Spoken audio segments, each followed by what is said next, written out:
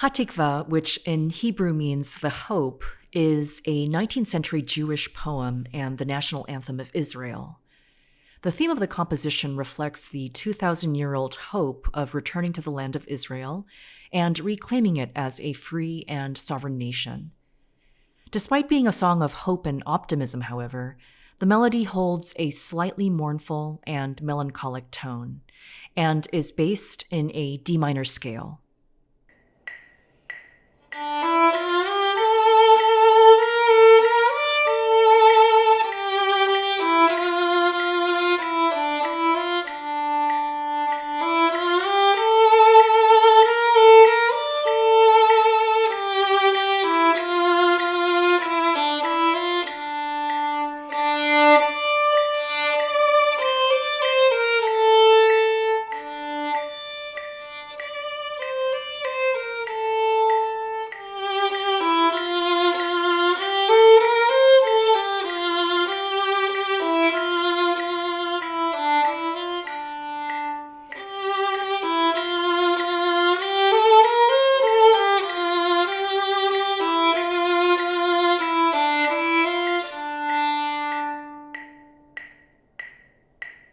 Even though we could play this excerpt all in first position, the fingerings we have chosen, including shifts to third position and harmonics, elevates the music by keeping everything on the D string.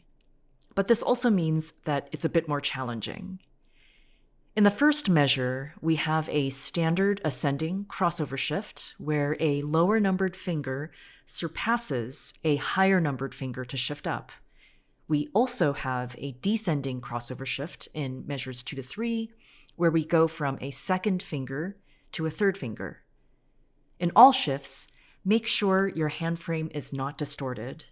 This often happens when we are just focused on making sure a single finger finds a single note, as opposed to the entire hand moving up or down a position. As always, make sure your shifts are light, relaxed, and not unnecessarily abrupt or fast in speed. I do most of the shifting on my old finger, the finger that I am using last, rather than the new finger, the finger I am shifting to. Because we are using crossover shifts, there will be some point where a switch will need to happen so that the new finger takes over to complete the journey of the shift. But I usually reserve that to the very tail end of the shift. I'd like to talk about the role of the bow in helping us with our dynamics. This 4-line song is interesting because most of the lines feature gradual crescendo and gradual decrescendo, except for the third line, which features a sudden forte and a sudden piano. For the sudden forte, I try to change my sounding point, where I play my bow, to maximize volume and fullness by playing in the lower half, using a lot of bow and a lot of bow speed. For the piano, I tilt my bow a bit more, head over towards the fingerboard, and reduce my bow usage and bow speed. In contrast, the other lines where a more gradual approach is needed, I try to use more bow speed. I first like to practice it on open strings to get a feel for what my arm will need to do to zigzag from small to big, big to small.